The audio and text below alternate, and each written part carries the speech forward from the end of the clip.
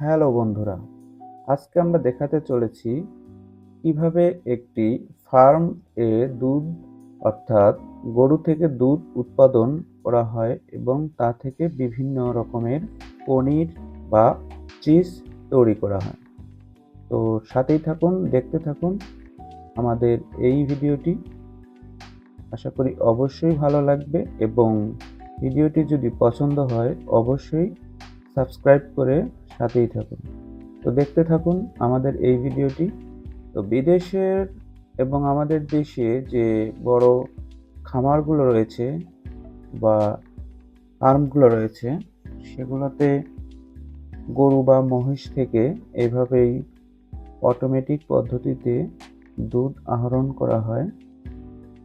গরুগুলোকে দুধ আহরণ করার জন্য তাদের নির্দিষ্ট যে চেম্বারগুলো রয়েছে সেখানে ঢুকানো হলো এবং এগুলো রোবোটিক মেশিন যা অটোমেটিক দুধ গরুর থেকে আহরণ করে থাকে।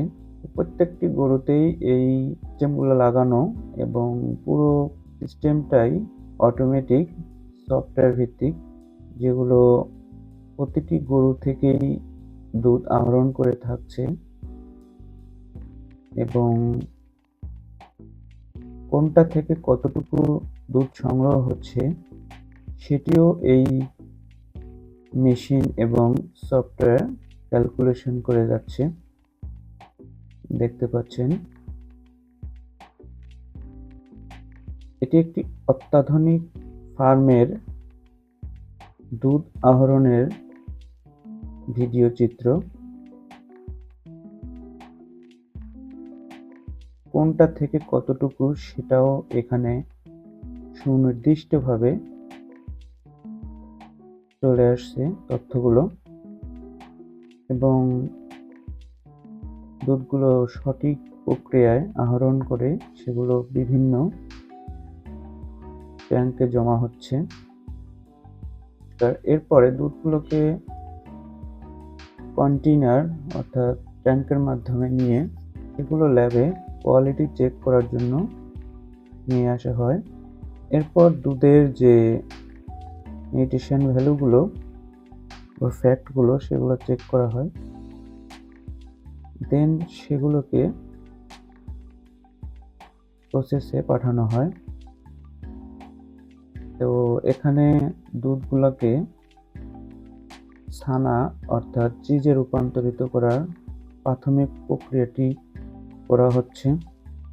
অলরেডি দুধগুলা কিছুটা চিজের মতো বা টক দইয়ের মতো পরিণত হয়েছে।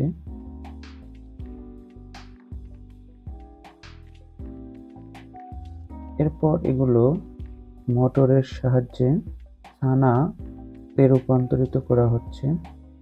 এখানে ছানা এবং যে দুধের তরল অংশ পুরোটাই রয়েছে।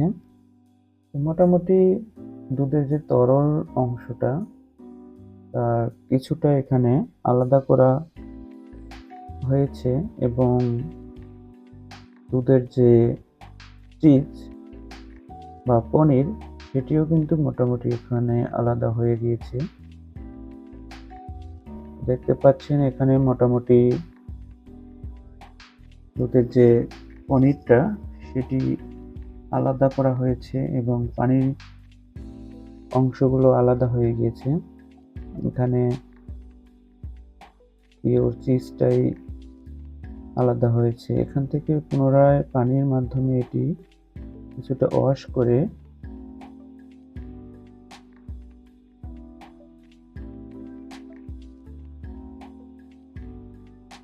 এখন চিজটা অনেকটাই আঠালো হয়ে গিয়েছে। এখানে মেশিনের মাধ্যমে চিজগুলোকে অনেক সুন্দরভাবে প্রসেস করে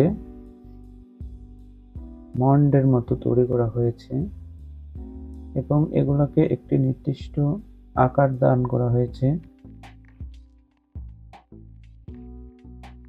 এবার চিজগুলোকে দেখতে বেশ সুন্দর লাগছে এবং এটি একটি নির্দিষ্ট শেপে রূপান্তরিত হয়েছে।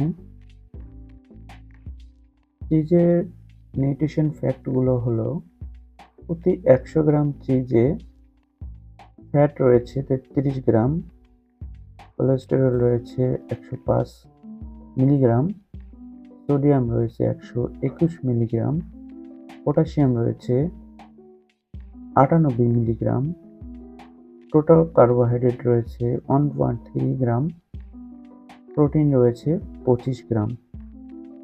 সুতরাং এখানে প্রোটিনের পরিমাণ এবং ফ্যাটের পরিমাণ অনেকটাই বেশি। এছাড়াও এখানে সোডিয়ামের পরিমাণটাও অনেকটাই বেশি। এরপর চিজগুলোকে প্যাকেটজাত করা হচ্ছে।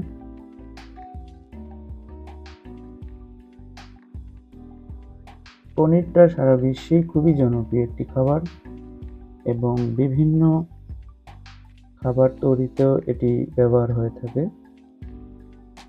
তো মোটামুটি চিজগুলো প্যাকেটজাত শেষ এবং বাজারজাতকরণের জন্য কন্টেনারে ভর্তি করা হচ্ছে।